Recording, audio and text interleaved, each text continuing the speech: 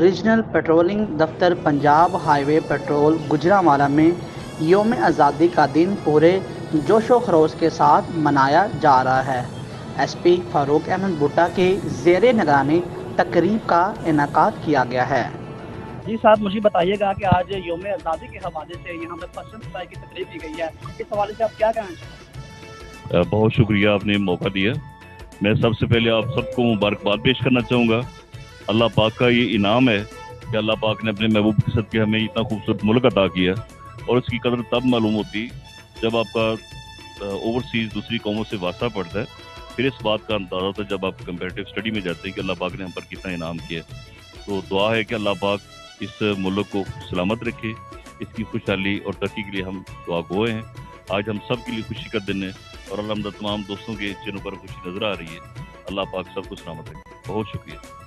School के बच्चों, उस्ताद किराम और समाजी कारकुन ने बड़ी तादाद में शिरकत की। बच्चों ने मेरी नगमे सुनाकर वतन की मोहब्बत को उजागर किया।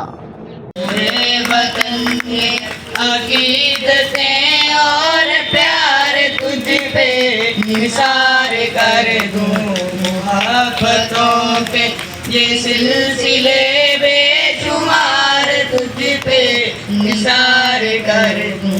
मेरे वतन मेरे वतन मेरे वतन मेरे बस में हो तो तेरी हिफाजत करूं मैं ऐसे, फिजा से तुझको बचा के रखूं, बाहर तुझ पे निसार कर दूं। मेरे